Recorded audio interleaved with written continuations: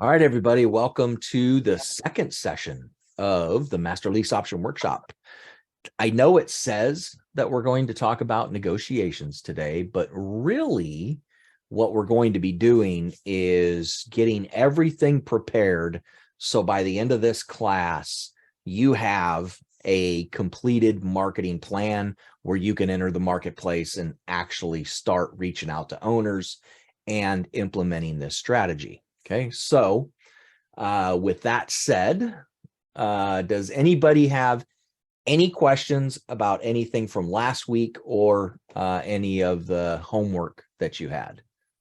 Hey Dave, I didn't get the recording, and I don't know where to get the recording from this week. I had the procedure. I really been laid out in bed pretty much this whole week. It's in Mighty Networks, Bobby. Did you ever get access to that? No. You've been down for a while. Yeah. Send me an email to remind me, because by the time we're done with this class, the only thing that's going to be on my mind is wiring my hot rod. I So got you. All send right. me an email and I will get you into the Mighty Networks. Is Jimmy getting them? I don't know. You'd have to ask him. All right. All right. That's Thanks. that's where they are right now, is inside Mighty Networks. All right. Thank you. Okay. Anyone else? All righty then. Let's get moving, shall we? All right. So what are we going to cover today? Well, we are going to cover how to get the owner to talk to you. All right. Just reaching out to an owner isn't enough. How do we actually get them to have a conversation with us? That's kind of the goal of any kind of marketing plan, is to have that initial conversation with the decision maker. Once we do get them, what the heck do we say to them? And it's all about the questions that we ask. Okay. Once we do that, now, if we find that there's an opportunity, we got to learn how to negotiate that master lease and how to negotiate that option to purchase. So this is what we're going to cover today. And by the end of today's session, the goal of this session is, by the end of today, you have all the tools you need to complete your marketing plan.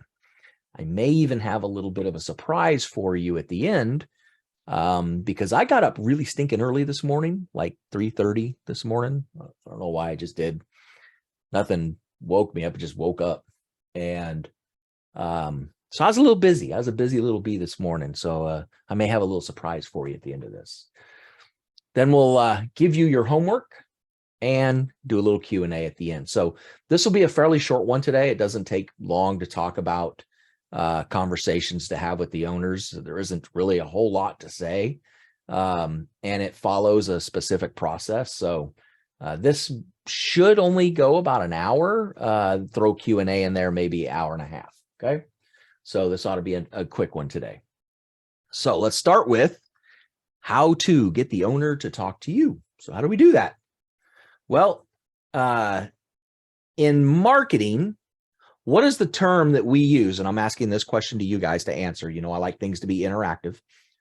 What is it that we use? What's that tool at our disposal that we use in marketing to capture somebody's attention? What do we call that? Funnel? It's a hook. Hook. You got to hook them. Hook them, Dano. Not book them, hook them. Okay. So it all starts with, you need a hook. Okay, we got to be able to capture that owner's attention. So if you see any kind of ad, you guys are scrolling on Facebook or on LinkedIn, or heck, even these days, if you're going through Facebook Reels or YouTube Shorts or TikTok or Instagram Stories, any of these different media, you see these ads that all start with what is known as a hook. It captures your attention, so it draws to you where you'll read a little bit more or listen a little bit more or watch a little bit more. Okay, so that's what we have to do with these owners, is we've got to be able to capture their attention. There are thousands of people trying to capture their attention on a daily basis, and we need to be one of those thousands. So how do we do that? Well, first of all, we're going to make it about them and not about us. Okay. So would you guys like to see an example? Oh, I saw. Yes, absolutely. Yes, sir. All right. Now I want you to tell me whether you think this is good or not. So I wrote this myself and I would love your feedback, but I have been studying copywriting for quite some time. So for a written example, you're sending a letter or you're doing a Facebook post or a text or a direct message. If you're worried about the coming recession and whether your NOI is going to drop below your loan amount, we can make sure you always have your debt service covered. Would that capture your attention? Yes. It's interesting because the answer doesn't immediately pop into your head. So you've got me thinking about it. Yes. So a little open loop on top of a hook. Hey. Okay. Any other comments about it? Do you guys understand what I've done here? So I've put fear in them. We got to come in recession and your NOI is potentially going to drop below, and it shouldn't say loan amount. It should say drop below your loan payment. Then we can always make sure that you have your debt service covered. Okay. So that should say loan payment, not loan amount. Little mistake on my part. Okay. Does that make sense? That's how we hook them. And you're going to use this type of process when you're communicating. So you feel free to use this. Absolutely. This is here for you to use. You might see it again at the end as part of that surprise. You never know. You guys know me, right? So what about when you're having a conversation with somebody? So this could be a written message. This could be a letter, a postcard, a post, in an article, in a video, just any kind of media where you're trying to capture somebody's attention. A text message, a direct message. What about when you're on the phone with someone? So you start the conversation. So you ring, ring, ring, and John actually answers the phone, which is rare, but John answers. Uh-oh, I wasn't prepared for that. It's like, okay, hi, John. This is Dave Monroe. I'm with Premier Apartment Services. I'm just calling to see if you'd like your debt payments at 123 Main Street guaranteed for the next 3 years. How's that for a hook? Would that get you to ask questions? Roger, I see you smiling. Absolutely. I mean, yes, it's great. And you're not thinking of the opportunity that you're providing. It's just, yeah, I've got a problem. I might have a problem, and here's somebody offering a solution. You may not even know you have a problem yet. Sorry, Rodney, go ahead. No, I'm saying it'll definitely get you thinking and get the conversation going. At least enough to say, not interested, click, like you normally hear. Stop calling me, click. This one's going to capture your attention a little bit. Wait a minute, you're going to guarantee my loan for the next 3 years? How the hell are you going to do that? Okay. So, I mean, they're going to go into it skeptical, obviously, but you've captured their attention. Again, you don't have to use something like this. I'm just showing you guys how to utilize a hook to capture somebody's attention to where you can hold them for a minute. Now it's up to you to keep them there, but you've got them. You've got their attention now. Okay, that's what a hook is. Questions on written or phone message? Questions on the hook at all?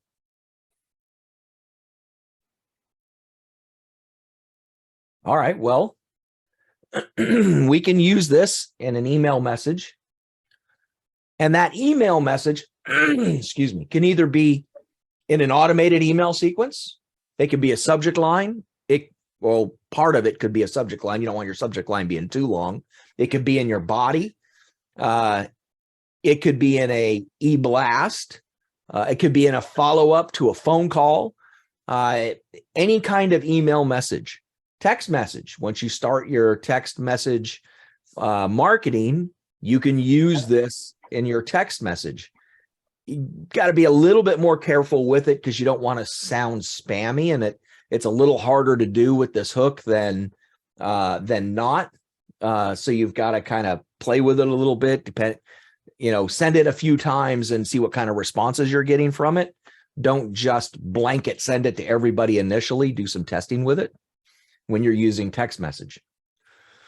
You can do this as a LinkedIn, a Facebook, Twitter, Instagram, doesn't matter, Reddit, any kind of social media post where you're just posting on social media something about what you're doing for master lease option. And you don't even have to mention master lease option. You just put that post up there. Something like this captures attention, and be careful where you post it, because if it's in just kind of like a general forum or where we normally hang out with syndicators and sponsors, you're kind of giving your farm away a little bit. So I'd be careful posting, but you can use stuff like this in posts. It's better if you do it in a LinkedIn, a Facebook, or a Twitter direct message. So you keep it more private to the people that you're actually trying to target and not the whole world. But it does give people the idea, if you are doing public posts, it kind of gives them an idea that you have this service you're offering, and it'll spur a lot of questions, but you'll get a lot of tire kickers and you'll get a lot of people that don't own properties if you do that. So be careful how you do it in a public setting. Voicemail is another big one you can do this with. Okay. So you ring, nobody answers, go to voicemail. We can do this with voicemail as well. And I'm going to give you examples of all of these when we get towards the end of today. You can do it with a written letter or a postcard. So if you're doing direct mail, snail mail, I like to call it, there are people that are still using direct mail. It did not work for me the last time I tried it, but that was very early 2021. Doesn't mean it wouldn't work today.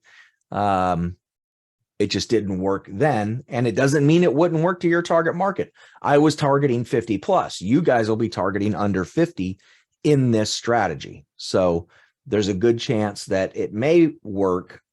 It just didn't work with when I did it 50 plus, but it had worked prior to 2021. That was the first time since I had started brokering in 2012 that direct mail did not work, was in 2021. And I think it was just owners were just flat tired of hearing from investors. And then, of course, that first contact, ring, and the owner does pick up the phone. Okay. That is the best time to use it, because now you absolutely have their attention. And, just like anything else, you're going to get one of a few responses. They're going to be like, what are you talking about? You can't pay my mortgage. Well, maybe we can. Can we talk a couple minutes and discuss it? Or, they're going to say, you're an idiot, click, or just click. They won't say anything. Or they'll be like, where have you been? I'm tired of this damn place. Please pay my mortgage for me. Probably not going to hear that one, but you never know. Diamond in a rough, right? Okay. So any questions about where this media would work, where that hook will capture that attention so that we can get the owner to talk to us? That's the whole point of creating this hook. Dave, if you were doing a mailing, wouldn't you do more than 50 in your mailing for something like this? No, under 50 units, Roger. Oh, I'm saying, why is he doing 50? Yeah. No, you wouldn't get any results. No, absolutely. That's my thinking. No, that in 2021, or January of 2021, I did a direct mail campaign. I sent out 750 letters. I got back one response. Yeah. That one response was, don't ever contact me again. Ouch. So yeah, that worked out great. All that time, effort, and energy to stuff envelopes, put stamps on them.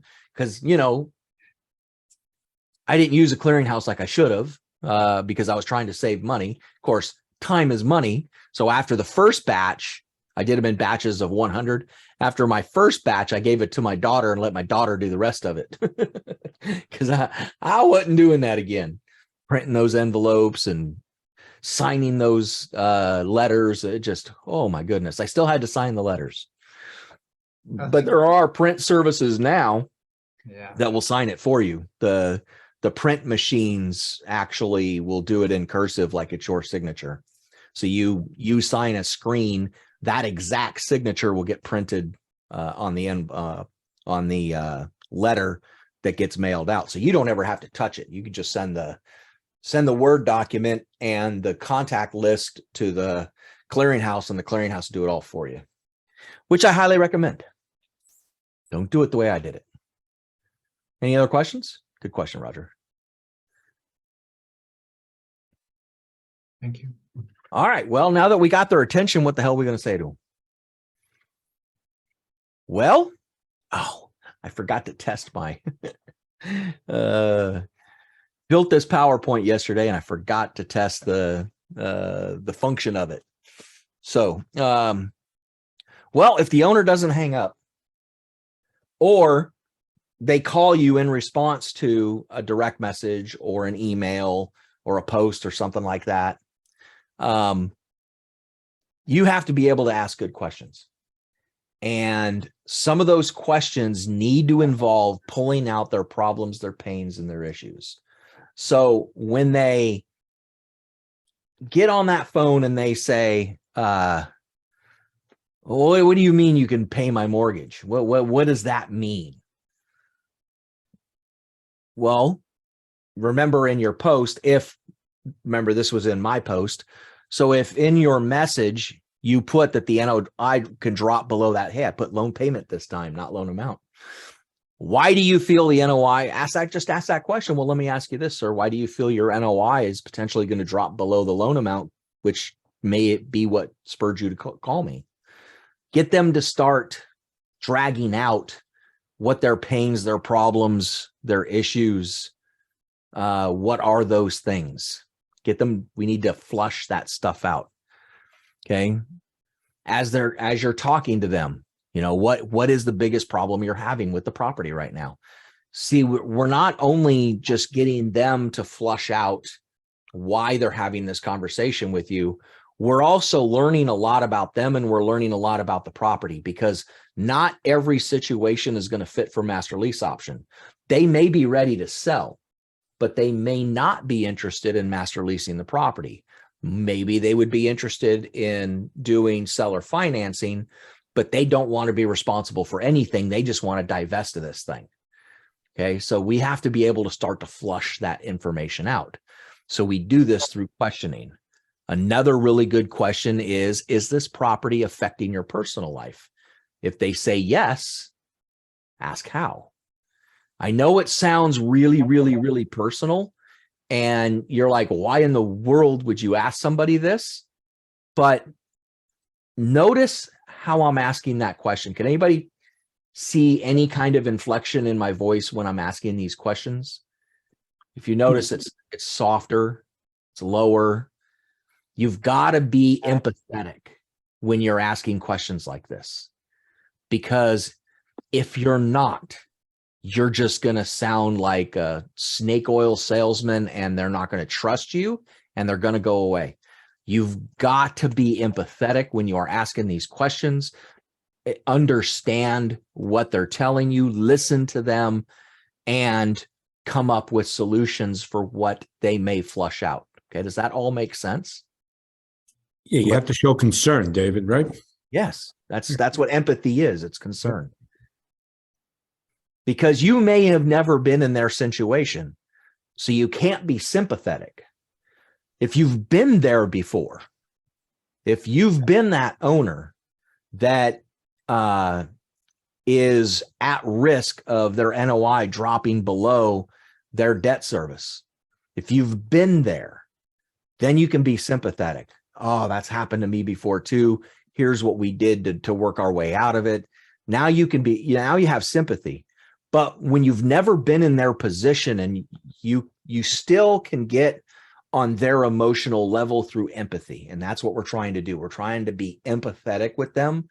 So when we're having this conversation, we almost have to sound like their counselor, their psychologist, and we have to lower our voice, slow down a little bit, and listen really, really well. If you jump on top of them or you try to anticipate what they're going to say, you're going to lose them. Does that make sense? Okay. This is sales psychology. Another good question. And I got this last one I got from ChatGPT. I'm telling you, I love ChatGPT. What financial risks or concerns do you have for the future, and how do you plan to address them? So you can use this one, whether you're doing master lease option, whether you're looking for maybe a seller financing situation, or God forbid, you're out doing subject to, which, look, I'm not telling you not to do subject to.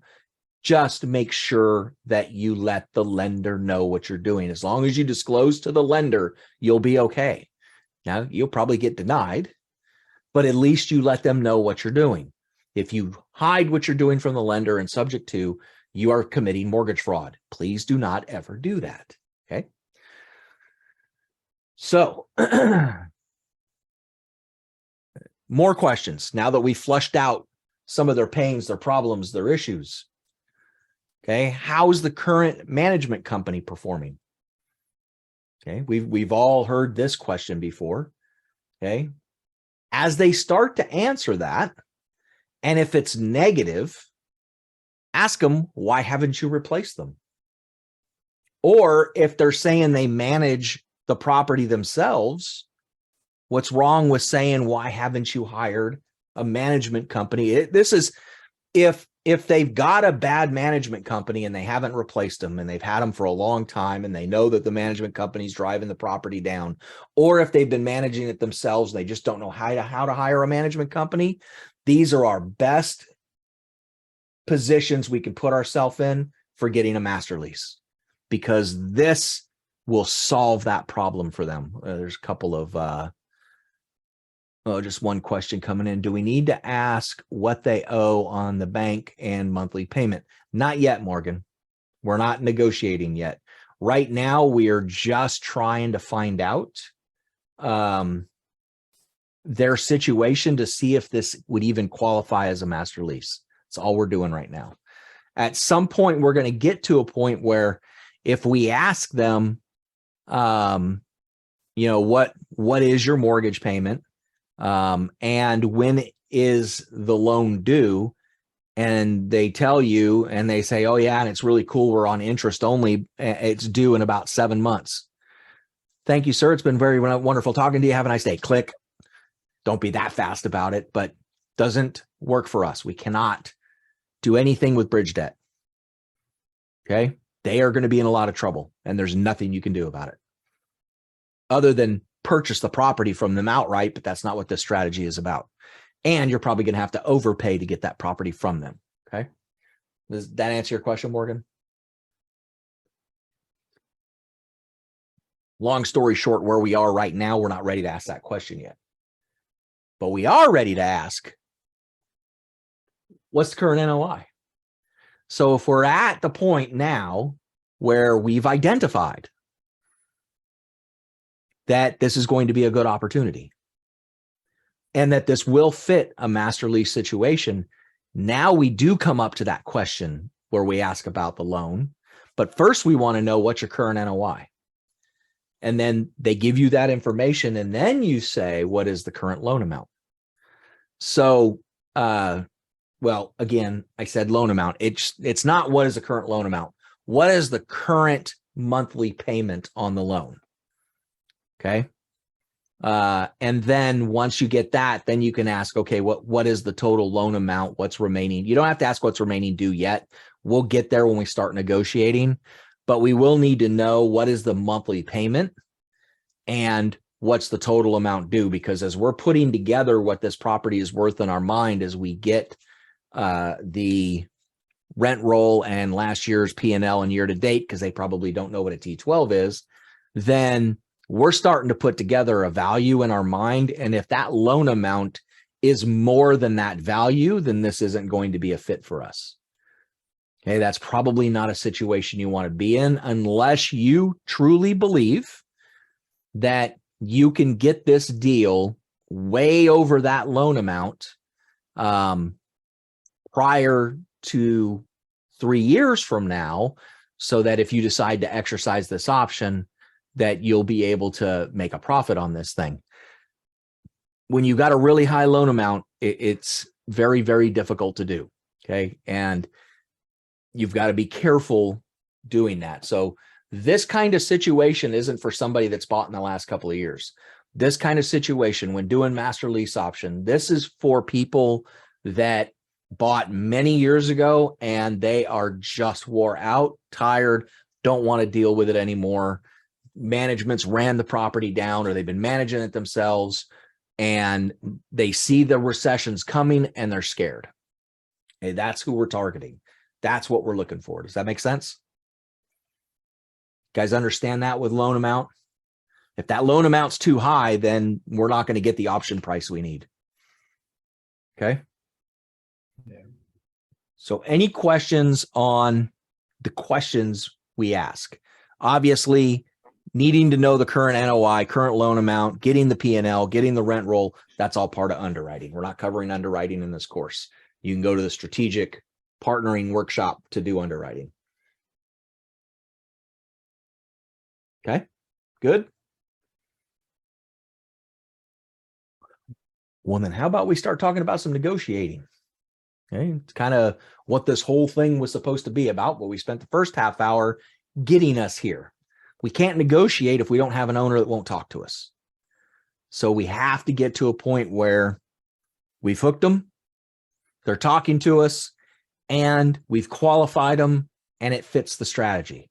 Once we're there, now it's time to start to negotiate, right? So let's do a little class, no real PowerPoint, just an image on how to negotiate. Does anybody know what they see in front of them right now? Can anybody recognize this?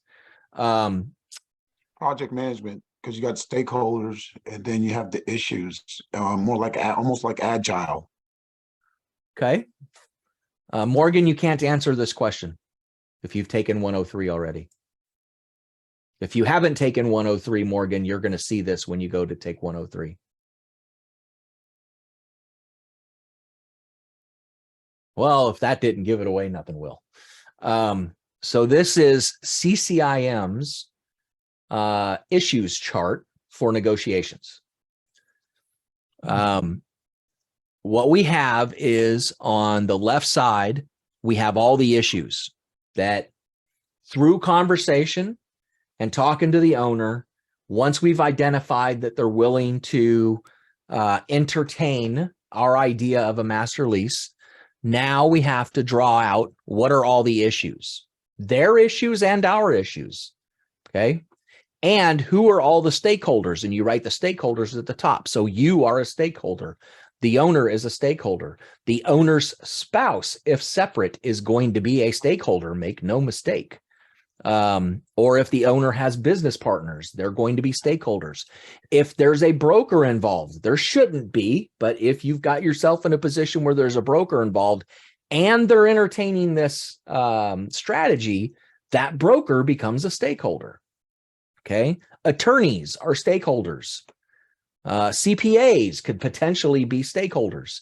These are all stakeholders that can possibly be involved in this transaction. We want to list everybody up there so their names go up here, the issues go down here.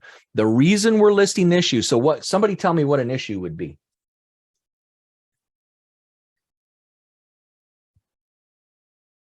Poor management. Okay, well, what would the issue be for? We're looking for the issues that are going to prevent us from consummating a transaction. High vacancy? Okay, so is the owner worried about high vacancy if we screw up? That could be, yes. I think so. You guys see where I'm going with this? Yeah, So would low NOI be an issue? say again? Low NOI? Okay, low NOI. So the owner is thinking, what happens if we lower the NOI, or we end up with a high vacancy, or we miss a loan payment? These are all issues that the owner is going to have on whether they agree to this master lease or not. Okay. Some other issues they may have is purchase price or lease amount, rather. We're just talking about the master lease right now. So they may have a lease amount may be an issue with them. A lease deposit might be an issue with them. Length of the master lease might be an issue with them. So these are things that we just start to list down the issues column. And then we also have to list our issues. So what are our issues? Well, we don't want to pay a deposit. So that's an issue for us as well. So under lease deposit, both the owner and us, what you're going to do is you're going to rank each one of these 1 through 5. 5 meaning it's a big issue with you, 1 meaning it's virtually no issue. Okay, and then we can start to weight this whole thing. We can put a total score down at the bottom if you want to, but it gives you an idea, a visual representation of what all the issues are and who the stakeholders are and what issues are important to what stakeholders. Okay, does that make sense?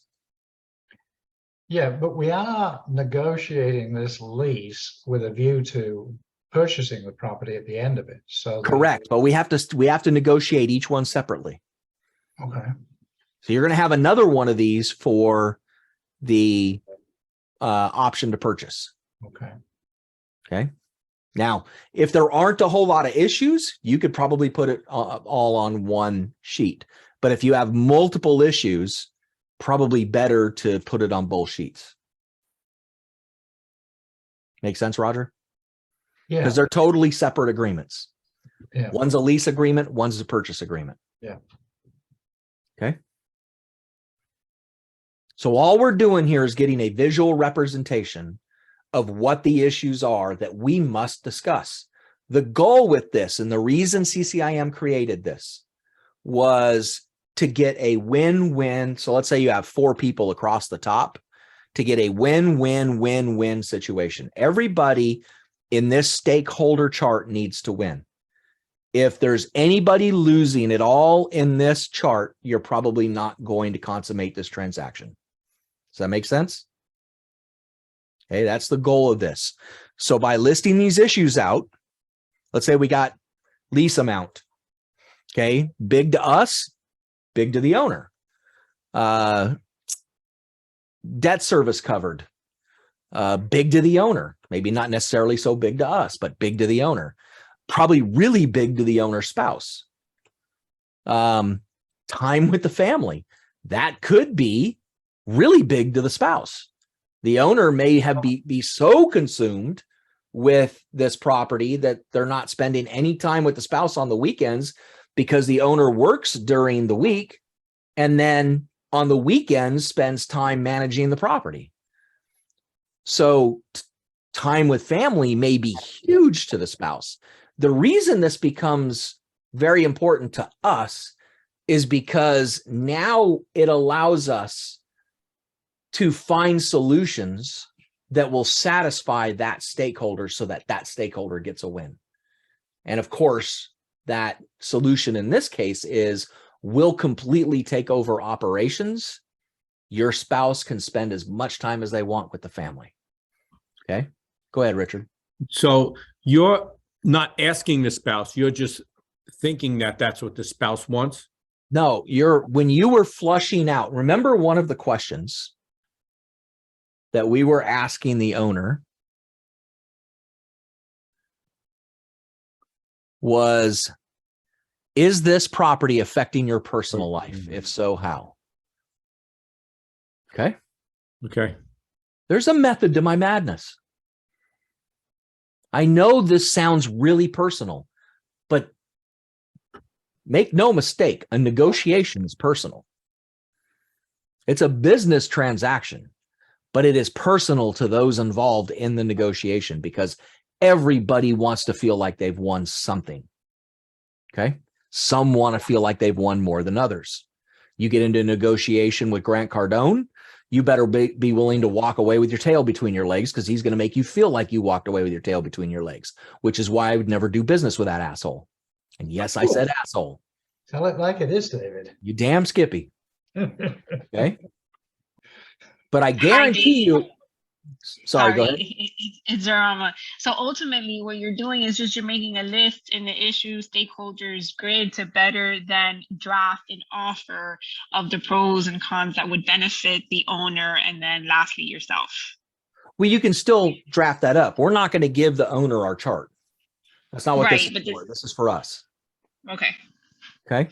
So yeah, Zarama, absolutely. If you want to draft something like that, so that the owner has a visual representation of the benefit to them, absolutely. That can do nothing but benefit everybody. I have a question, David. Go ahead, Roger. If you're asking the owner if he's at all concerned that the NOI will drop below his loan payment, I mean, wouldn't that turn him around and say, well, are you not concerned about that? Well, of course it will. But what's your answer? Good question. Well, you got to get some confidence in yourself, Roger. Yes. Okay. Mr. Seller, that is my expertise. Yeah. We are, we have been asset managers on properties for the last umpteen years. And we have relationships with property management companies that no matter what the market conditions are, we can increase the net operating income even in a declining rent market. Fair enough. Good answer. Okay. Satisfies that, doesn't it? I shall hire you for my negotiating team. I'm not cheap. All right, Furman says, David, when you do an MLO, do you have to use an attorney? You're having a lead. Okay, so I'm going to give you guys, matter of fact, in the members area this morning, I uploaded all the resources. So all the master lease is in there, the option to purchase is in there, the release of the option is in there, wholesaling the lease or the option is in there. All those documents that I promised you, they're all in the members area now. I would not use those the way they sit. If you want to be 100% legal for the state that you're working in, I would have an attorney give it the old once over and the hoo-yah get you framus. Just to be safe so that you're protected and so that the owner is protected. The owner may require that an attorney draft these documents. So in that case, yes, then you would have to use an attorney if you agree to that. So under issues for the owner might be attorney draft all documents. So you're gonna have to put that in an expense column. So that would cost you in order for that to happen, even though we're trying to get into a no money down situation here. All right, that answer your question, Furman? Yes, definitely. Thank you. Okay. Yep. Good questions, guys. All right. So are we clear on the stakeholder chart, the issues/stakeholder chart? Okay. This is available for you in Word form, so you can modify it and edit it for yourself in the members area. All right. So continuing on with, now that we understand how to identify what to negotiate, how do we negotiate that master lease? Well, we're going to negotiate, obviously we're going to negotiate the opportunity. So that meaning we're going to negotiate the master lease and we're going to negotiate the option to purchase. We're starting with the master lease. So you guys saw this in the master lease option masterclass. You want to negotiate that master lease from 1 to 5 years. Who remembers what is preferable when negotiating the master lease? Is it 1 year or is it 5 years or is it somewhere in between? I think you said 3 years because that's when you can finance the building in your name and you can get all the cash flow. I believe that's Or he what you also said. says 3 years. Anybody else? Yeah, I say Wasn't three. it three plus one plus one? Oh God, Zarama, please get off the bridge debt term. So yes, I did mention 3 + 1 + 1 when we talk about the option agreement, but we're talking about the lease. 1 year. Why? Why do we only want to negotiate for 1 year? Because if things don't go the way you anticipated, you can get out of it after 1 year instead Correct. of going long term. Who is responsible in an option agreement to perform? Tori says the owner. Does everybody agree with Tori? No. Are you obligated to perform under the option agreement?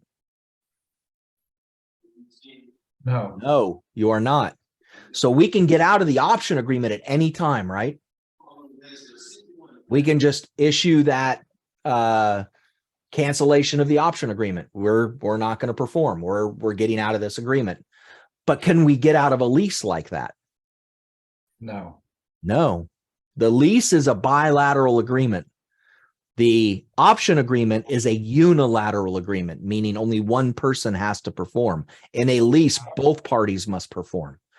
That's why we only should negotiate. Now, you can do what you want, but if things are so screwed up and the market just goes frickin' sideways, and you can't figure out a way to get through it, and you have a master lease longer than a year, you are stuck without legal recourse. Okay. So we only want 1 year. That way, if things are going sideways, we can get out of it. Does that make sense?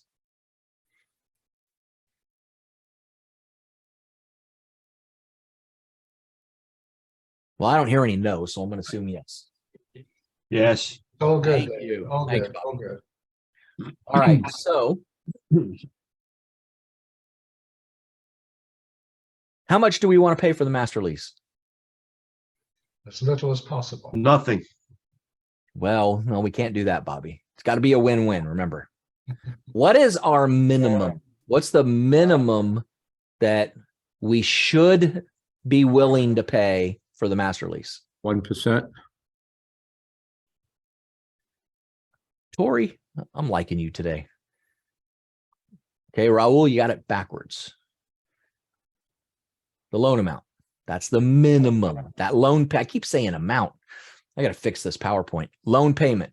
Okay, that monthly loan payment is the minimum.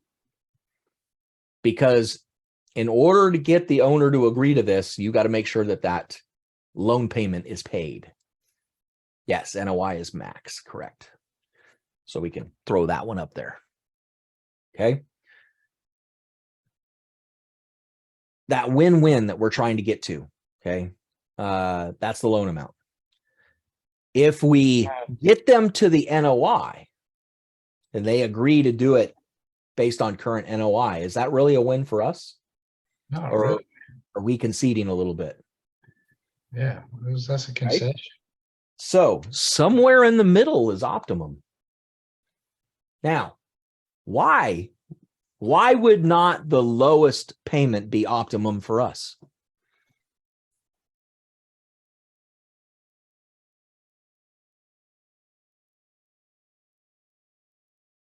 Oh, I got you guys. I stumped you. See, I didn't talk about this in the master class.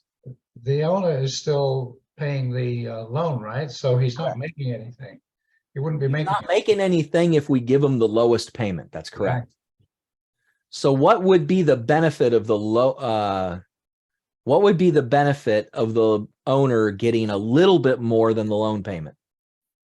Both to you and to the owner. Why would it benefit both of us?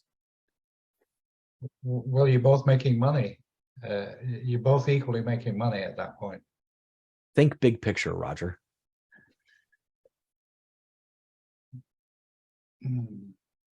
See, I'm making you guys think today. This is the benefit of a workshop. This is why I like interaction. This is how I do. You can ask Morgan. This is how I do my CCIM classes. So Rama, you hit the nail on the head. Seller financing. If we're giving the owner a little extra, they're getting used to that passive income. So in 3 years, as you are paying on this, you've paid every single month, you've never missed a payment. 3 years from now, you decide, oh, this property's great. I love this place. I'm getting a great deal on it. It's time for me to buy it. Guess what the owner's not going to want to lose? That extra cash he's been making. Passive income, yeah. So now we have a future partner in our deal with us as a seller financing, a future debt partner. Good job, Zarama.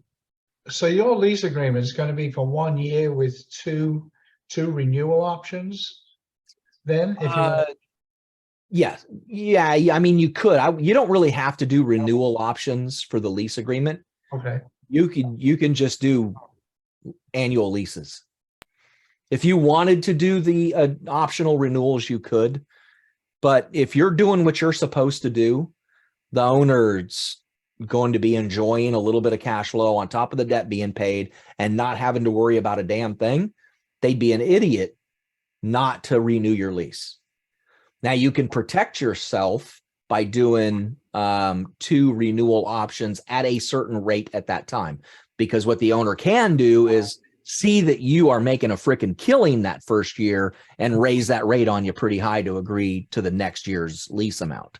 So you can protect yourself by doing those additional renewals. Matter of fact, let's just say that, Roger. Let's just say that you should do a +1+1, as everybody likes to say in the financing world, for those lease renewals. And we do that on commercial leases anyway. We just don't ever do them on residential leases. Doesn't mean we can't. Okay. Did somebody else have a question? I thought I heard something chime in. I think I talked over it. So David, Yeah, Morgan. can you just sign like 5-year master lease with the option to terminate early termination option? Yeah, but an early termination option usually cost. It's usually associated with a cost.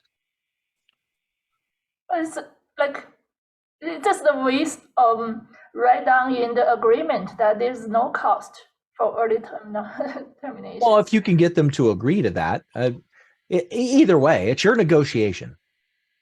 Okay. Totally up to you how you want to do it. Thank you. Another question. Yeah.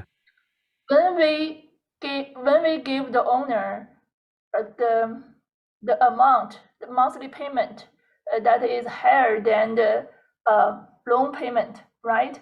Mm-hmm. So the seller will have something cash as passive income. So can we ask the seller to credit that amount to our final purchase price? You could, if you can get them to agree to it. Okay. Your suggestion. Do you think we should ask that? I mean.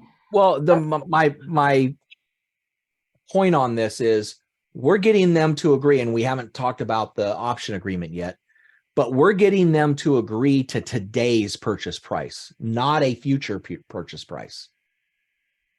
And so Yes. we're already getting the benefit of appreciation that the owner doesn't get the benefit in. So again, it falls back to that win-win-win situation.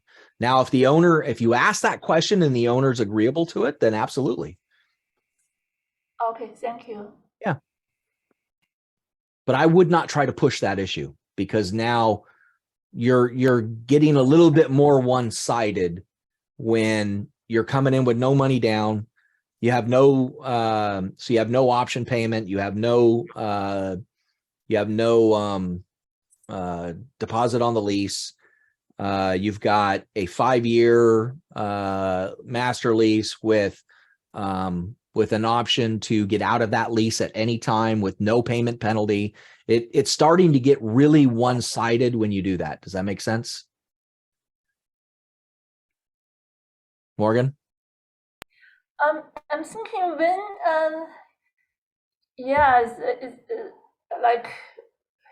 we'll see. I think it's case by case, Thank you. I'll think about it.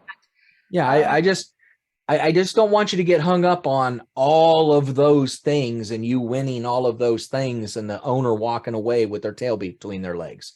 Because, you know, I'd hate for 6 months from now, you find one of these deals and I start giving you a nickname of Grant. I don't want to do that. If you caught my earlier terminology. But no, these short negotiation, you can do whatever you want to do. Okay. Just remember, it should be a win-win. Do owners typically not ask for some sort of a security deposit, David, along with this? Of course they do. Yeah, they do. They do. Okay. Would there be any reason not to put up a month? Something like that? If you wanted to. Okay. But since you asked, Roger, you can put up 1 month's lease amount, but it is an optimum on our end. It'd be optimum on the owner's end. It just wouldn't be optimum on our end. What would be optimum on our end and not optimum on the owner's end is no security deposit. So what could we say as to why we don't want to put a security deposit down?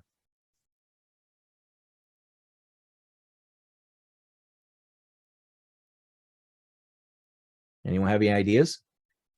Repairs if needed. Money for reserves. If we're taking over the property, or if we're firing the management company that currently is on the property, once we do take it over to bring in another management company, are there not costs to that? Now, we're going to be a little smarter about it, and we're going to wait a month or two, probably operate it ourselves to get the cash flow to be able to pay for the management turnover. But the owner, we're going to let them know that we're going to need money for reserves because we're not asking you for anything. Now, that doesn't mean you can't ask for additional larger expenses. And this is typical, or at least it was typical during the Great Recession or coming out of the Great Recession, where you would see master leases where anything that cost greater than $1,000 or $2,000 in maintenance or something like that, or maybe a replacement of a part, still had to be paid by the owner. So you can negotiate that stuff into your lease agreement. No different than if you were leasing an apartment from somebody, or if you were master leasing a home, which was prevalent even prior to the Great Recession, where you could master lease a single family home, where you would pay for any minor expenses in the home. You know, chip on the wall, I'd repair it myself. Got a leak in the faucet, I'd repair it myself or have somebody pay for it. But anything greater than, say, $300 or $500, the owner was responsible to pay it. So you absolutely can negotiate that in, if that's what you want to do. Or you're probably going to have some kind of security deposit. When I did the master, when I first moved to Mobile, I didn't want to buy right away. So I ended up master leasing I didn't master lease. I leased my house with the option to purchase it. I negotiated an option to purchase, and I gave him a $3,000 option payment.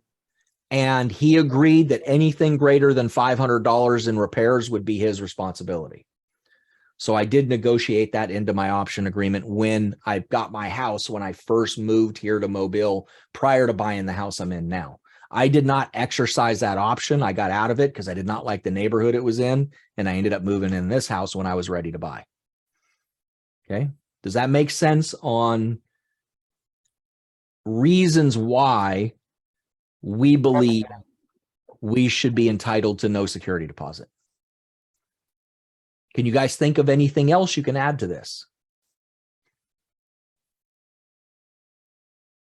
How about renovations, money for renovations? Well, that's money for reserves. Renovations are going to be on you, the owner. You can say that, Rodney. And the way you sell it is, look, if I screw up and you end up getting this property back because I'm an idiot, you get the benefit of the renovations we do.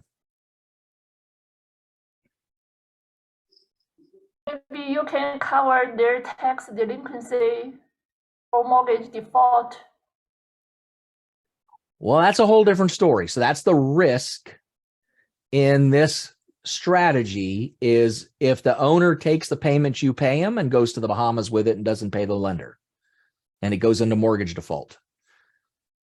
Your option agreement is no longer any good because the lender has control at this point. Now, the lender could potentially sell you the property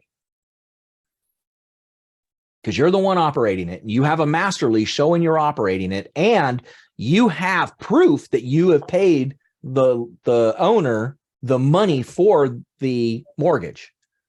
So that lender, in lieu of foreclosing on the owner, may decide to just go ahead and sell the property to you and just let you do it through a refi and not a new loan. Go ahead, Richard. Can't you just pay You do not want to be responsible. Can't you just pay the bank and then pay the owner the leftover? You could, but you don't want to be responsible for that. Unless you do want to be responsible for that. Well, I mean, you're just paying it for him. I understand. Yeah. This way they can't go to the And the Bahamas. lender isn't going to care because you did not take title to the property. The lender isn't going to care. You're under a master lease. So the lender won't care. It's between you and the owner. I personally do not want to be responsible for the loan. I will pay it to the owner and let the owner pay it. It also gives the owner the confidence that you're at least paying the mortgage. And then you're giving him his little bit of extra as well if you've agreed to that. That's up to you. Again, Well, should be able to it's see a it next month. negotiation. Yeah. Yeah, it's a negotiation. If it's too risky for you to let the owner handle that, then negotiate where you pay it. Yeah, because if the owner's in trouble now, who's to say that, you know, he's Yeah, not but in trouble in other areas? We're not necessarily looking for an owner that's in mortgage default. Okay. You know, you could, in that case, you are going to have to bring some money to the table because you're probably going to have to pay the lender what's owed for them not to take it into foreclosure, and have a conversation with that lender and let them know what you're doing. So you could do that. And that could be a very good strategy because now you've won over the lender, and now the lender is going to go to bat for you when it's time to exercise that option. Okay. Thank you. Yeah. Good point, Richard. With the option in hand, do you even have access to the banks though, legally, or do you have to go through the owner to get access to the lender? No, in commercial properties, management companies pay the mortgage all the time. But if I just needed to contact the lender just to verify payments are being made, or everything that the seller has told me is actually accurate. I don't think you went through the master lease or the lease option masterclass. When I did the masterclass, and I don't cover it today, when I went over the masterclass, we'll go over it next week. One of the things you do after you get the master lease and the option agreement is record it with the county. And so that gives you equitable interest into that property. That's what gives you the right to reach out to anybody involved. Gotcha. Okay. Thank you. Yes, sir. Good questions. I love it when you guys are so engaged. So do we need to add our name to the operating account? No. Well, okay. Wrong answer. You're going to open your own operating account. And, well, you don't have to. I would open my own operating account, and I would add the owner as a signature on that operating account. That's what management companies do all the time. But you are going to want to be able to have control of the funds. But you've got to give the owner signature. Yeah, absolutely. Thank you. Good question. Anything else? All right. Well, now that we've negotiated a good master lease, let's talk about the option to purchase, although we've pretty much covered it already through the questions. So still negotiating that opportunity on our letter of intent. Now we're going to negotiate that option to purchase 3 to 5 years. So here's where it was 3 with that +1 option if we need the additional time because of current market conditions. All right. So we are negotiating this to current value, which means current NOI. Do we need to adjust for property tax and insurance? Richard is shaking his head up and down. Anybody else have input on that? Do we need to? Go ahead. Not necessary. Okay, Susan says yes, and Morgan says no. So we have 2 yeses and a no. Would we assume that those numbers are going up? And so the answer would be yes. The answer is no. Hmm. We're not trading. We're not taking title. So there isn't going to be a new assessment. We're not taking over insurance. We can't take over insurance. We don't own the property. So the answer to your insurance question is no. Will there be annual increases like there always is? Of course.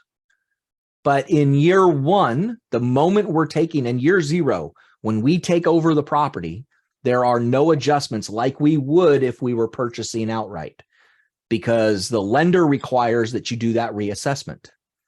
We're not doing that in this case. So whatever the current net operating income is, that's what we use based on the cap rate. And since we're in an interest rate environment that is increasing, take the cap rate or take the 10-year, okay? Whatever the 10-year is. Today, the 10-year is like 397 or 398. It was over 4% on Thursday, dropped down below 4% on Friday. So it's somewhere between 395 and 4%.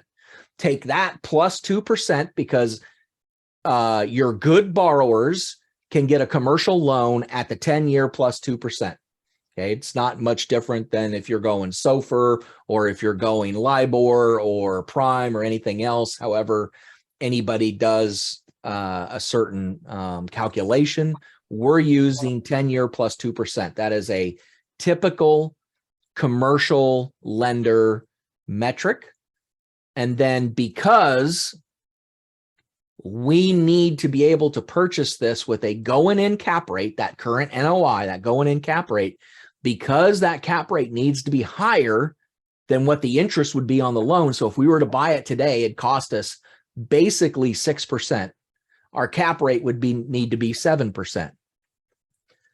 Now you want to factor in, and I didn't put this in here, but now you want to factor in the condition of the property. So if there's a lot of deferred maintenance, if there's a lot of vacancy, if the residents are drug dealers and you got to get a lot of them out, if you're willing to do that kind of work, then you're going to want to take and adjust for risk on top of that. But your minimum cap rate is 1% over the 10-year plus 2%. Does that calculation make sense? Today, that would be a 7% cap rate. Does anybody not agree with that?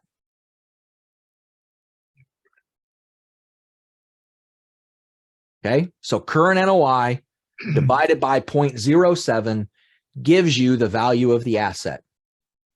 That is your what David Lindahl would call strike price. You do not want to go any higher than that amount. Anything you can negotiate lower than that is a benefit to you. Hopefully it would help the seller as well. But that's what we're negotiating to. That's our maximum number, is 10-year plus 2% and 1% over that for the cap rate. Okay. And then anything added to that cap rate number based on your risk because of the condition of the property, because of where it's located, because of the residents that are currently residing. Does everybody get that? Yes. Very simple calculation. Doesn't need a 5-year pro forma with waterfalls and all that crap. Take you 5 minutes to figure this out. Less than 5 minutes. Okay. Do not adjust for future value. So we are not purchasing this. Our option agreement is not what the purchase price is going to be in 3 years. It's what it is today. That's what that means. Do not adjust for future value. Okay. That is the benefit of an option agreement. Okay. So the owner wins because they're getting the price they want. You win because you get the benefit of the appreciation in the next 3 years if you decide to exercise that option. All right. Does that make sense? Yes. All right. So as with the deposit, we have, or with the lease deposit, we have the earnest deposit. So we negotiated a lease agreement and we either paid that 1 month on the lease agreement or we didn't have to pay a lease amount. So we can do like they do in the regular world and we can say, okay, we'll put up 1% of the option price. Okay, not optimum for us, optimum for owner, not optimum for us. Keep in mind. Now, again, everything's negotiable, but in typical standards for master leases and option agreements, whether it be, they call them land contracts, a land contract. Who here knows what a land contract is? Richard, you should know, you're a broker. You guys know what a land contract is? So when a developer is land banking and they're going to hold a piece of land for a long period of time, they will option that land and they'll do it for multiple years, usually 5-10 years. What gives the owner the benefit of not being able to market that property to somebody else and accept that owner's option agreement is the option earnest deposit. It's called an option deposit. It's non-refundable in that case. That doesn't mean you cannot negotiate it to where it is refundable. But typically with option agreements, if you do an earnest deposit, it is non-refundable. Okay. And that was even before all these morons started doing non-refundable earnest deposits on these apartment acquisitions for existing units, which was stupid, but you know, to their own risk. Does that make sense? So you can negotiate it in or out, meaning non-refundable or refundable. Depends on what the owner will agree to. But again, any option deposit is not optimum for us. But let me ask this question. If we are trying to get no earnest deposit and we've not put any lease deposit down, are our contracts legal? Do we not have to have some kind of option consideration in order for a contract to be legal? Yes, $1. So well, no, not necessarily. Where is the consideration coming from us? Payments. That lease agreement. Yeah, the consideration doesn't have to be money, right? There has to be one. Correct. It does not have to be money. So that lease agreement is our consideration. Okay. Look at Rogers. I was like, ooh, got your head spinning. Well, you know, just going back to that option, I thought an option on something was a separate entity unto itself. Like you take the option and you're paying that amount of money for that privilege. So if you option something, that's a payment, not a not a deposit. I had a little bit of a conflict thinking about that. Well, so like with any contract, there needs to be consideration given. Consideration 99% of the time is money. So you have an earnest deposit on an option agreement like you would any other agreement. In this case, we're trying to use that master lease as our consideration. But the owner is not going to look at that and say, well, wait a minute, that doesn't make any sense to me. You didn't pay me any kind of deposit on the lease either. So just like with the master lease, we're going to let them know, look, we need money for reserves and we need money for that management turnover. Okay, that's going to cost us. We're not asking you for that money. That's going to cost us. So that is my deposit. We're going to cover those costs and see if they'll agree to it. It's a negotiation, just like anything else.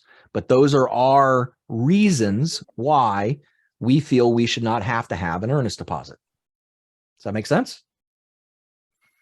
And to make the contract legal, because you have to have consideration, that lease agreement becomes our consideration.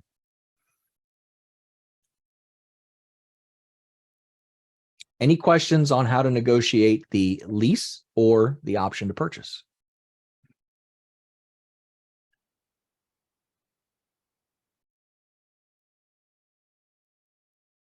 Well, I lied to you. I said it'd take an hour. It took an hour and 15 minutes. Homework.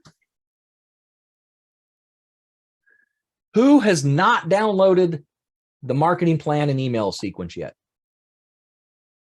Richard says no. Roger says no. Roger, you were here last week. You don't have any. No, I wasn't here, and I didn't catch You weren't that here? one up yet. All right. So Let me I open have all to- this up. That's my homework. Go through that. Got it. Okay. Well, for those of you that downloaded it, use it for something else. Because as I promised at the beginning of this lesson today, for those of you that were on time, I got up at 3:30 this morning. I don't know why. I just did. I just got up. I get up at 4 anyway. But I went to bed a little early last night, and I even told the wife, I said, watch, because normally I like to sleep until about 6 or 6:30 on the weekend if I can. A lot of time I can't, but I like to. I told the wife, I said, watch, I'll be up at 4 a.m. tomorrow morning. She goes, you get up at 4 anyway. I was like, yeah, but I like to sleep in a little bit on the weekend and make it feel like a weekend. And she goes, you'll be all right. Sure enough, 3:30 this morning, boing, wide open, shot out of bed, made coffee, came up here. What the heck am I going to do in my office from 3:30 until 10 a.m.? How about I do your homework for you? Wouldn't that be cool? So check this out. If you downloaded the marketing plan, you will notice that this script is completely different now. Hi, John. My name's David Monroe with Premier Apartment Services. I understand you're busy, so the reason for my call is to set up a time you and I, or if you've got a VA calling for you, you and my boss can talk to see if you would like your debt payments at 123 Main Street guaranteed for the next 3 years. Are you available tomorrow morning at 10:30 for a conversation? Oops, I already modified it for you. Now, it doesn't mean you have to use this. You can use whatever you want to use. But that script that I gave an example of in the PowerPoint this morning, I wrote that yesterday when I did the PowerPoint. And when I got up this morning, I'm like, wouldn't it be really cool if I just went in and modified the marketing plan for them? And if you guys notice, this marketing plan isn't small. It's 7 pages.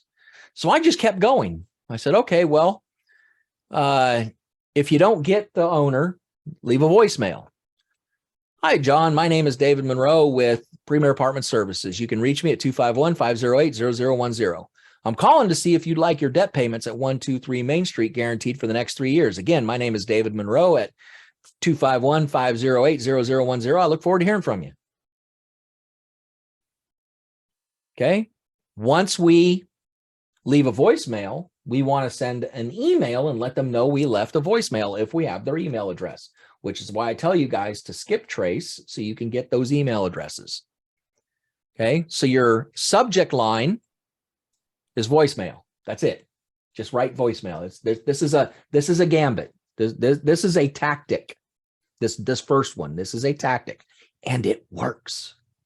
I've tested it. It works. So your subject line is just voicemail. Your message, I left you a voicemail. That's it. And your signature, nothing else.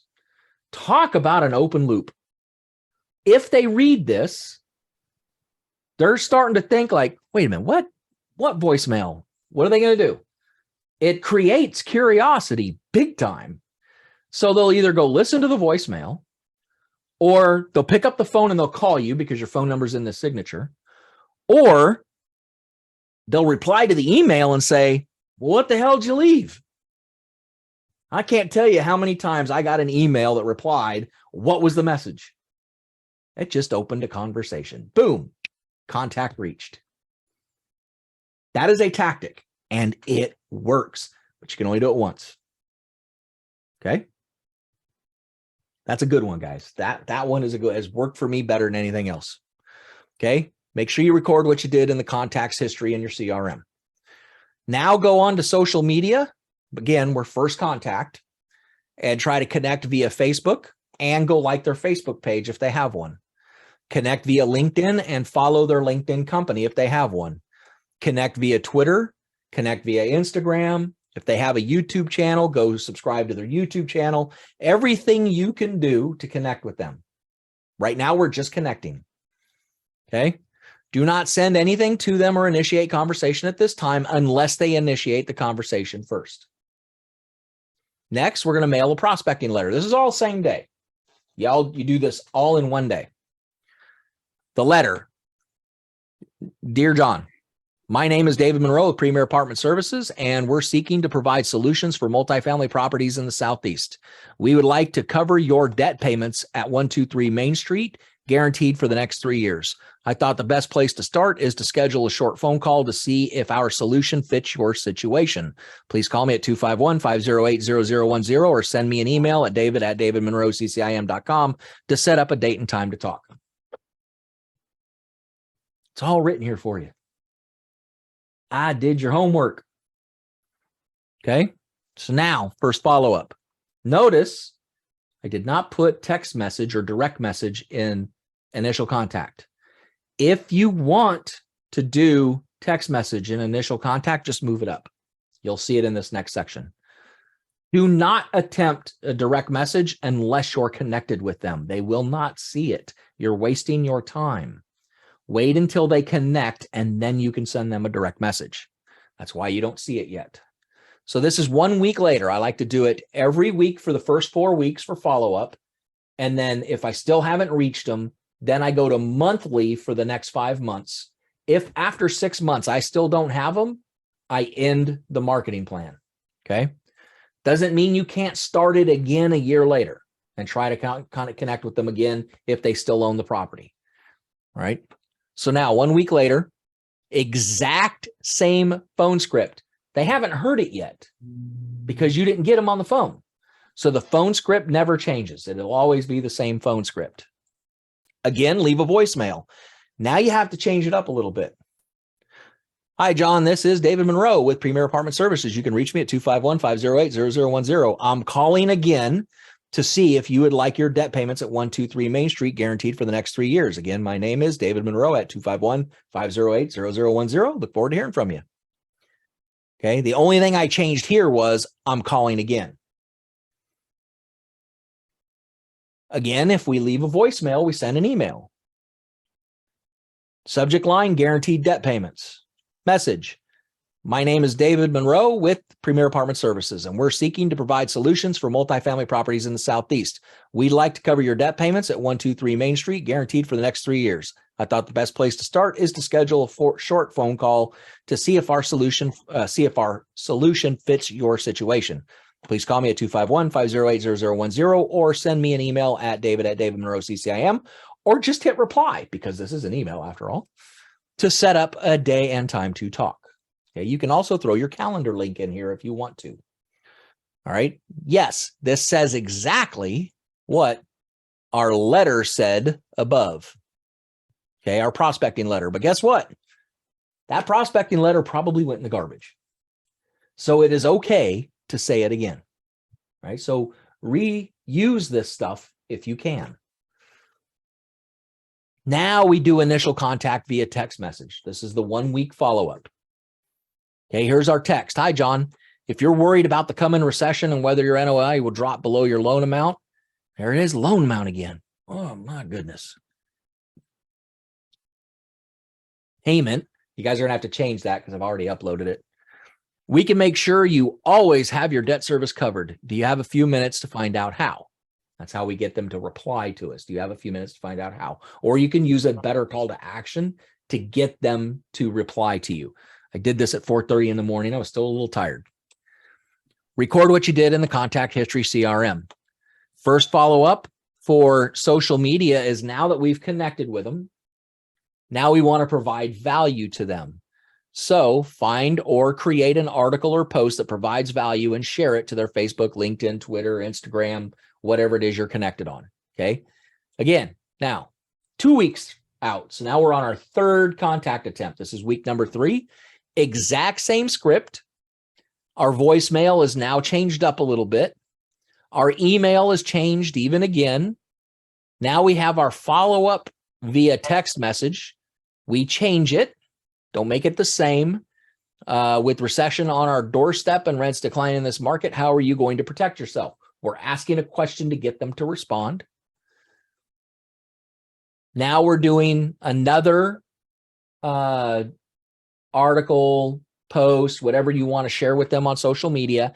And now we're contacting them for the first time via direct message if you're connected with them. This is in week 3. So in week 2, connect with them or try to attempt via text. Week 3, try to attempt via social media. And now we just use the exact same script we did in the text. Because if they just deleted the text because they didn't recognize the number, maybe they'll look at the social media message. So now it's the exact same thing. You got your loan amount in there again, David. Yeah, I know. It's copy and pasting is why. Loan payment. Okay. So just keep it up. But all of this has already been modified for you. Modify it even further to best fit your need in your market and your situation. Okay. After week 4, now we start our monthly follow-ups. It's the exact same thing. Phone call never changes because you've yet to talk to them. The voicemail continues to change. The email continues to change. And we also have our letter, which is now changing because we sent them a letter once. We're not going to send them the exact same letter a second time the next month. So we do our letters, physical mail, letter or postcard once a month. Everything else we did weekly up until that first month.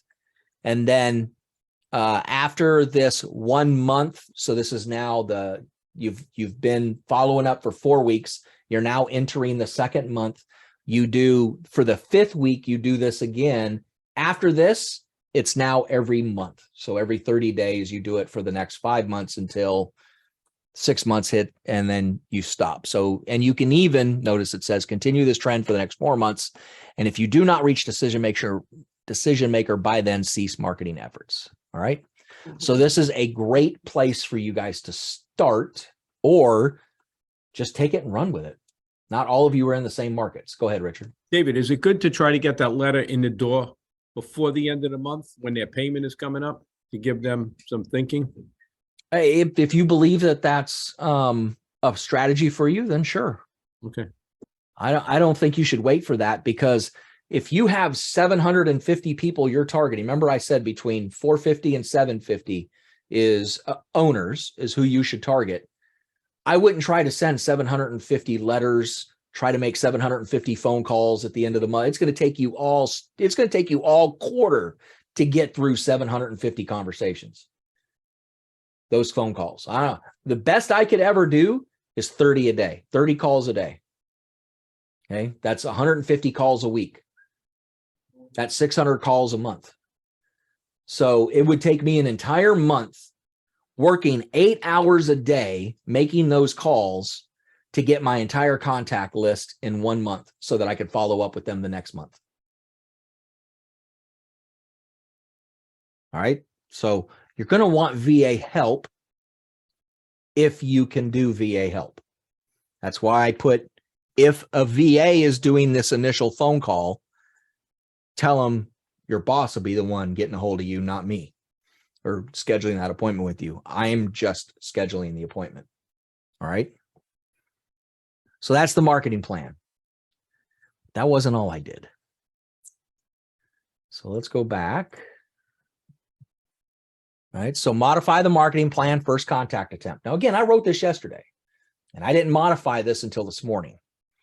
So modify your marketing plan, first contact attempt, create that hook. Okay. Then modify the marketing plan for additional contact attempts. First 4 weeks, every week, and then monthly after that. Now, if you can only handle 200 or 300 contacts at a time, then only handle 200 or 300 contacts. If you can't do weekly, do monthly. Whatever you believe you can handle. So if you have 500 people in your contacts for the markets that you want, then whatever it is you can do for your marketing plan, adjust for your time. I was a full-time real estate broker when I implemented this plan for me back in 2018, which found $560 million in off-market deals. But I was willing to put and was able to put more than 8 hours a day into it and could make 30 calls a day and send those emails and send those letters and connect on social media and send those direct messages. I was able to do all that. Okay. You may not be able to do all that. So you're going to have to adjust it based on whatever time you can put into it. Okay. Does that make sense? All right. It almost seems to me you'd be better hiring somebody to do this. You are always better hiring somebody to do it. That is correct. Have an appointment setter. That's what you'd call them. Yeah. If you're hiring a VA, the job description is going to be an appointment setter. Okay. What would you pay somebody to do something like that? $20 an hour, or how would you set that up? I don't know, $5 an hour, maybe. I wouldn't try to pay hourly anyway. I'd try to pay like, if they're going to be working every week, I'd try to pay like $100 a week. Remember, they're going to be in the Philippines. Okay. And $100 a week is a great wage for them in the Philippines. Yeah. Okay. Yeah. All right. So modify the marketing plan for additional contact attempts. Use the same cold call script for each follow-up. Change all other communications, which I showed you that I did. All right. Next, modify that email sequence using what you've learned. Guess what I did? I didn't just do the marketing plan. Remember, I got up at 4:30 or 3:30. I had a lot of time on my hands this morning. So I went in and I modified the email sequence. Okay. So the email sequence, I didn't have to change a lot of it, but I did change some of it. So this first one talks about getting them to have a conversation about master lease option. Email number 2, same thing. So these first 2 emails, we're trying to talk. First, we're scaring them with the what's going on in the market. And then we're talking about how we can provide that solution the next week when we send the second email. I send them weekly. You can send them daily if you want, but it's going to expire really fast because there's only 8 emails. 9. There's 9 emails. 8. I took 1 out. There's 8 emails. I like to do it weekly. You can do it weekly. You can do it monthly. You can do it daily. It's totally up to you. I just like to use this weekly. This was the engine or the fuel that ran the engine that found the $560 million in off-market deals. 80% of the deals that were found with this email sequence, to include Grant Cardone. And when I get to that email, I'll show you which email he responded to. Okay. So email 3, now we're just providing value. Okay. Remember, we got to build a relationship too. We got to get them to know, like, and trust us. We can't just constantly pound them with calls to action. So in this one, we're just giving them good resources that they should have for their municipality: county records, municipal codes and ordinances, building permits, and demographic information. And then there's a list of 47 resources that can be found at this address. So the reason this address is like this is because you would highlight this whole thing and then create a link with this link automatically highlighting this so they can click on it, and that would take them to the resources page. Okay. That's something CCIM put together for everybody. So you have that. All right. Hope these resources help you. And if you'd like to schedule a time, always, if they want to schedule a time with you or talk to you, please do so. Email 4, this is the one Cardone responded to: forecasting population post-COVID-19. Now, it wasn't post-COVID-19 because this was 2018 when he contacted me, but at the time it was just forecasting future population. Totally floored him, didn't even know it was possible, and wanted me on his show to explain how to do it. And when he wouldn't pay for my travel, I told him to pound sand, and the hatred started from there. I'll just say that. Okay. I did not include the EBM workbook in the resources for master lease option, but you guys have that workbook inside of Strategic Partnering Labs. So just go over to the main members area in the Karcher account, and you'll be able to download the workbook so that you'll have it and can provide it to them. Now, you guys ever heard the term how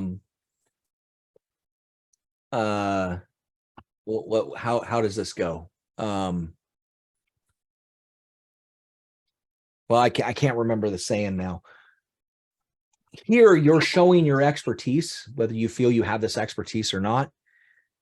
Nobody is going to go download this EBM workbook and try to use it without knowing exactly what to do. Now, there are instructions in the workbook, but here you're just proving your expertise. You're showing your knowledge, your experience, your expertise, and providing them value at the same time. Okay. So don't get worried if somebody responds to you and say, "What'd you just say?" Because you just started a conversation. And if they do, reach out to me. I'll help you with the conversation. Bobby, do you have a question? Oh, no, I'm sorry. Yeah, will you mute, please? You got some background noise. Thanks. Okay, next, emerging U.S. real estate markets. Okay, again, just providing value. That's all we're doing here, just providing value. Now, we're back to scaring them a little bit. See, I'm sure all of you guys have heard about this new normal that we're supposed to be in. 2021 wasn't an anomaly. That's the new normal. We have constant rising rents and we have constant declining cap rates, and that's the new normal. So we explain that, no, it's not the new normal. Love to have a conversation with you about it. Okay. Increase cash flow by 20%. Here, we're just giving more value. This one is on cost segregation. And then finally, I think is probably the most powerful one of all. We want to lease all your units. Now, if you're an owner and you saw that subject line, what would you do? We want to lease all your units. Yeah, you'd pick up the phone for sure. Is that not a hook? How I didn't think about that sooner, I don't know. But that came to me about 5:30 this morning. Okay. If the coming recession and declining rents in your market has you worried, we'd like to lease all of the units in your multifamily property and pay all the operating expenses while at the same time guaranteeing you the mortgage amount each month. Talk about a hook. If they don't respond to this last one, they're never going to respond to you. And if they do respond to you, how qualified did they just make themselves for a master lease? You guys see the power of copywriting? Catching this? And you didn't even have to write it. And then this last one is, if you want to continue to write more, then here's just a little template to keep writing more. Okay. Don't go put this in your automated email sequence, because the owner will get it and be like, the hell is this? Okay, this is just if you want to create more. All right. So I was a busy little bee this morning. So I did your homework for you. Now, what you need to do is take what I've done and make sure it works for you. And if you have better copywriting skills than I do, and you may very well have, then go modify it a little better. Make it for your specific markets.